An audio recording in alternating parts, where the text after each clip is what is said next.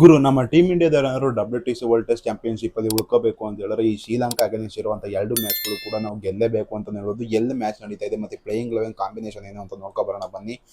ಎಲ್ಲೋ guys, ಎಲ್ಲರಿಗೂ welcome to the my YouTube channel Prajwal analysis. ಗುರು, ಶ್ರೀಲಂಕಾ ಏನು ಕಡಿಮೆ ಟೀಮ್ ಅಲ್ಲ ಗುರು, ಸಖತ್ತಾಗಿ ಡಾಮಿನೇಟ್ ಮಾಡ್ತಾರೆ ಅಂತ ಅನಿಸ್ತಿದೆ. ಯಾಕಂದ್ರೆ ಇದು ಸ್ಪಿನ್ನಿಂಗ್ ವಿಕೆಟ್ ಆಗಿರೋ ಕಾರಣದಿಂದ ಯಾರು ಬೇಕಾದ್ರೂ ಇಲ್ಲಿ ಗೆಲ್ಬೋದು ಅಂತ ಹೇಳ್ಬೋದು.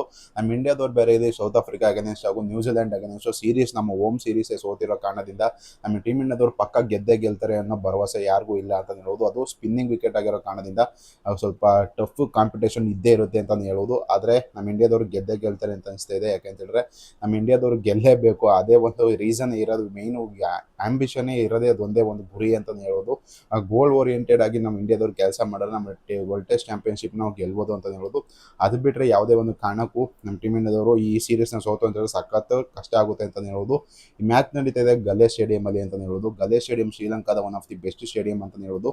ಗುರು, ಇಲ್ಲಿ ಆವರೇಜ್ ಸ್ಕೋರ್ ಅಂತೂ ಸಖತ್ತಾಗಿದೆ ಅಂತ ಹೇಳ್ಬೋದು. ಇಲ್ಲಿ ಟಾಸ್ ಗೆದ್ದರ್ ಫಸ್ಟ್ ಬ್ಯಾಟಿಂಗ್ ಆಡೋದಕ್ಕೆ ಆಯ್ಕೆ ಮಾಡ್ಕೊಳ್ತಾರೆ. ಯಾಕಂತಂದ್ರೆ ಆಂಬಿಯನ್ಷಿಯನ್ಸ್ ಆಗಿರ್ಬೋದು ಮತ್ತೆ ಸಖತ್ತಾಗಿರೋ ವೆದರ್ ಕೂಡ ಇರುತ್ತೆ.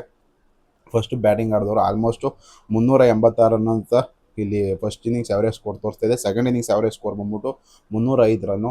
ಫಸ್ಟ್ ಇನ್ನಿಂಗ್ಸ್ ಸೆಕೆಂಡ್ ಇನ್ನಿಂಗ್ಸ್ ಅಷ್ಟೊಂದೇನು ಮ್ಯಾಟ್ರ್ ಆಗೋದಿಲ್ಲ. ಮೂರನೇ ಇನ್ನಿಂಗ್ಸು ಮತ್ತು ನಾಲ್ಕನೇ ಇನ್ನಿಂಗ್ಸು ಸಖತ್ತಾಗಿ ಮ್ಯಾಟ್ರ್ ಆಗುತ್ತೆ ಇಲ್ಲಿ ಟೆಸ್ಟ್ ಕ್ರಿಕೆಟಲ್ಲಿ ಅಂತ ಹೇಳ್ಬೋದು. ನಿಮ್ಗೆ ಎಲ್ಲರಿಗೂ ಗೊತ್ತೇ ಇದೆ.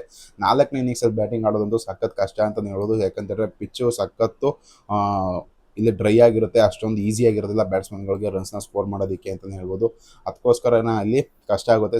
ಫೋರ್ತ್ ಇನ್ನಿಂಗ್ಸಲ್ಲಿ ಬ್ಯಾಟಿಂಗ್ ಆಡಿದ್ರು ಟಾಸ್ ಗೆದ್ದವ್ರು ಪಕ್ಕ ಬ್ಯಾಟಿಂಗೇ ಆಡ್ತಾರೆ ಅಂತ ಹೇಳ್ಬೋದು. 10 ಗಂಟೆಗೆ ಮ್ಯಾಚ್ ಸ್ಟಾರ್ಟ್ ಆಗ್ತಿದೆ ಗುರು. ಈ ಮ್ಯಾಚು ಸಖತ್ತಾಗಿರುತ್ತೆ ಅಂತ ಹೇಳ್ಬೋದು. ಶ್ರೀಲಂಕಾ ಟೀಮ್ ಕೂಡ ಇಲ್ಲಿ ಸಖತ್ತಾಗಿದೆ ಅಂತ ಹೇಳ್ಬೋದು. ನಮ್ಮ ಇಂಡಿಯಾ ಟೀಮ್ ಥರನೇ ಇಲ್ಲಿ ಅವ್ರ ಟೀಮ್ ಇದೆ. ಆದರೆ ಈ ನಮ್ಮ ಇಂಡಿಯಾಗೆ ಸ್ವಲ್ಪ ಇಂಜುರಿ ಕನ್ಸರ್ನ್ಗಳು ಜಾಸ್ತಿ ಇದೆ ಅಂತ ಹೇಳ್ಬೋದು. ಸಾಯಿ ಸುದರ್ಶನ್ ಆಗಿರ್ಬೋದು, ಹರ್ಷಿತ್ ರಾಣಾ ಆಗಿರ್ಬೋದು, ಜಸ್ಪ್ರೀತ್ ಬುಮ್ರಾ ಆಗಿರ್ಬೋದು, ಎಲ್ಲರಿಗೂ ಕೂಡ ಸಖತ್ ಮೇಜರ್ ಇಂಜುರಿಗಳನ್ನ ಅನುಭವಿಸ್ತಾ ಇರೋ ಕಾರಣದಿಂದ ನಮ್ಮ ಟೀಮ್ ಇಂಡಿಯಾದವರು ಸ್ವಲ್ಪ ಇಲ್ಲಿ ಹಿಂದೆ ಉಳಿದಿದ್ದಾರೆ ಅಂತ ಹೇಳ್ಬೋದು.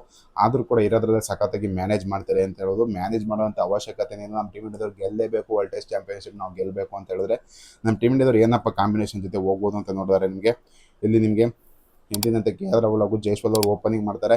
ನಂಬರ್ 3 ಇಲ್ಲಿ ಯಶಸ್ವಿ ಜೈಸ್ವಾಲ್ ಅವರು ಓಪನಿಂಗ್ ಮಾಡಿದ್ರೆ KL ರಾಹುಲ್ ಅವರು ಓಪನಿಂಗ್ ಮಾಡ್ತಾರೆ.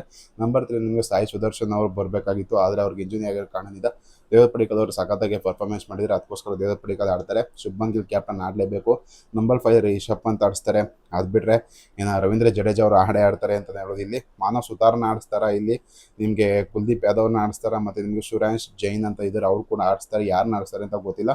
ಆದರೆ ಇಲ್ಲಿ ಸ್ಪಿನ್ನರ್ಸ್ಗಳನ್ನ ಜಾಸ್ತಿ ತಗೋಬೋದು, ಇದು ಉತ್ತಮ ಅಂತ ಹೇಳ್ಬೋದು. ಯಾಕಂತ ಹೇಳಿದ್ರೆ ಗುರು, ಸ್ಪಿನ್ನಿಂಗ್ ವಿಕೆಟ್ ಆಗಿರೋ ಕಾರಣದಿಂದ ಶ್ರೀಲಂಕಾದಲ್ಲಿ ಆಲ್ಮೋಸ್ಟ್ ಸ್ಪಿನ್ನರ್ಸ್ಗಳಿಗೆ ವಿಕೆಟ್ ಜಾಸ್ತಿ ಬೀಳುತ್ತೆ. ಅದಕ್ಕೋಸ್ಕರ ಸ್ಪಿನ್ನರ್ಸ್ಗಳು ಯಾರು ಚೆನ್ನಾಗಿ ಮಾಡ್ತಾರೆ ಅದರಲ್ಲಿ ನಮಗೆ ಕುಲ್ದೀಪ್ ಯಾದವ್ ಅವರು ಸಖತ್ ಮೇನ್ ಸ್ಪಿನ್ನರ್ ಆಗ್ತಾರೆ ಅಂತಲೇ ಹೇಳ್ಬೋದು. ಅವ್ರು ಚೆನ್ನಾಗಿ ಪರ್ಫಾರ್ಮೆನ್ಸ್ ಮಾಡಲೇಬೇಕಾಗುತ್ತೆ. ಮತ್ತು ಪ್ರಸಿದ್ಧ ಕೃಷ್ಣನ ಇಲ್ಲ ಮಾಮಾ ಸಿರಾಜ್ನ ಅಂತಲೇ ಗೊತ್ತಿಲ್ಲ, ಆದರೆ ಮಾಮಾ ಸಿರಾಜ್ನೇ ಆಡಿಸ್ಬೇಕು. ಯಾಕಂತೇಳಿದ್ರೆ ಶ್ರೀಲಂಕಾ ಅಗೇನ್ಸ್ಟ್ ನಮ್ಮ ಮಾಮಾ ಸಿರಾಜ್ ಅವರು ಸಖತ್ತಾಗಿ ಪರ್ಫಾರ್ಮೆನ್ಸ್ನ ಕೊಟ್ಕೊಂಡೇ ಬಂದಿದ್ದಾರೆ ಅಂತಲೇ ಹೇಳ್ಬೋದು. ಒಟ್ಟಿನಲ್ಲಿ ನಮ್ಮ ಟೀಮ್ ಇಂಡಿಯಾದವರಂತೂ ಸಖತ್ತಾಗಿ ಕಾಣ್ತಾ ಇದೆ. ಆದರೆ ಇಲ್ಲಿ ಸಖತ್ತಾಗಿ ನಿಂತಿರೋದು ಮ್ಯಾಚ್ ಯಾರ ಮೇಲೆ ಅಂತ ಹೇಳಿದ್ರೆ ಬ್ಯಾಟ್ಸ್ಮನ್ಗಳ ಮೇಲೆ ಅಂತಲೇ ಹೇಳ್ಬೋದು ಗುರು. ಪಿಚ್ ಎಷ್ಟೇ ಹಾಳಾದರೂ ಕೂಡ ನಮ್ಮ ಬ್ಯಾಟ್ಸ್ಮನ್ಗಳು ಸ್ಕೋರ್ಲೇ ಮಾಡಲೇಬೇಕು ವರ್ಲ್ಡ್ ಟೆಸ್ಟ್ ಚಾಂಪಿಯನ್ಶಿಪ್ಪಲ್ಲಿ ನಾವು ಉಳ್ಕೋಬೇಕು ಅಂತ ಹೇಳಿದ್ರೆ. ಈ ಸೀರೀಸ್ ಅಂತೂ ನಮಗೆ ಸಖತ್ ಇಂಪಾರ್ಟೆಂಟ್ ಆಗುತ್ತೆ. ಮತ್ತು ನಾವು ನ್ಯೂಜಿಲೆಂಡ್ ಬೇರೆ ಹೋಗಬೇಕು, ಮತ್ತು ಆಸ್ಟ್ರೇಲಿಯಾದವ್ರು ನಮಗೆ 5 ಮ್ಯಾಚು ಆಡೋದಕ್ಕೆ ನಮ್ಮ ಇಂಡಿಯಾಗೆ ಬರ್ತಾರೆ. ಅವರು ಕೂಡ ಒಳ್ಳೆ ಸ್ಪಿನ್ ಅಟ್ಯಾಕ್ ಇದೆ. ನೇತನ್ ಲಯನ್ ಕೂಡ ಇದ್ದಾರೆ, ಮತ್ತು ಟಾಡ್ ಮರ್ಫಿ ಅನ್ನೋರು ಇದ್ದಾರೆ. ಒಳ್ಳೊಳ್ಳೆ ಸ್ಪಿನ್ನರ್ಸ್ಗಳು ಅವರು, ಪುಣೆಮಾನ್ ಅವರು ಇದ್ದಾರೆ. ಎಲ್ಲರೂ ಒಳ್ಳೆ ಸ್ಪಿನ್ನರ್ಸ್ಗಳು ಅವರು. ಆದರೆ ಇಲ್ಲಂತೂ ಸಖತ್ತಾಗಿರೋ ಸ್ಪಿನ್ನರ್ಸ್ಗಳನ್ನ ಇಟ್ಕೊಂಡಿದ್ದಾರೆ ಶ್ರೀಲಂಕಾದವರು ಅಂತಲೇ ಹೇಳ್ಬೋದು. ಅವರು ಕೂಡ ಅಷ್ಟು ಈಸಿಯಾಗಿ ಬಿಟ್ಕೊಡೋ ಅಂಥ ಚಾನ್ಸೇ ಇಲ್ಲ ಅಂತಲೇ ಹೇಳ್ಬೋದು. ಅವರು ಕೂಡ ಸಖತ್ತಾಗಿ ಪ್ರಿಪೇರ್ ಆಗ್ತಾ ಇದ್ದಾರೆ. ಅವರು ಕೂಡ ವರ್ಲ್ಡ್ ಟೆಸ್ಟ್ ಚಾಂಪಿಯನ್ಶಿಪ್ ಇದ್ದಾರೆ. ನಮ್ಮ ಇಂಡಿಯಾದವ್ರು ಈ ಸೀರೀಸ್ ಗೆದ್ರೆ ಆಲ್ಮೋಸ್ಟ್ 4ನೇ ಪ್ಲೇಸ್ಗಾದ್ರೂ ಹೋಗ್ಬೋದು, ಇಲ್ಲ 3ನೇ ಪ್ಲೇಸ್ಗಾದ್ರೂ ಹೋಗ್ಬೋದು. ಅದನ್ನು ಬಿಟ್ಟರೆ ನಮ್ಮ ಟೀಮ್ ಇಂಡಿಯಾದವ್ರು ಈಗ 5ನೇ ಪ್ಲೇಸ್ ಇದ್ದಾರೆ ವರ್ಲ್ಡ್ ಟೆಸ್ಟ್ ಚಾಂಪಿಯನ್ಶಿಪ್ಪಲ್ಲಿ. ಆಸ್ಟ್ರೇಲಿಯಾದವ್ರು 1ನೇ ಪ್ಲೇಸ್ ಇದ್ದಾರೆ. ಆಸ್ಟ್ರೇಲಿಯಾದವ್ರು ಈಗ ಸ್ವಲ್ಪ ಸೋಲ್ತಾ ಇದ್ದಾರೆ ಅಂತಲೇ ಹೇಳ್ಬೋದು, ಬಾಂಗ್ಲಾದೇಶ್ ಅಗೇನ್ಸ್ಟ್. ಆದರೆ Australia team any day comeback ಮಾಡುವಂಥ ಟೀಮೇ, ನಿಮ್ಗೆ ಎಲ್ಲರಿಗೂ ಗೊತ್ತೇ ಇದೆ.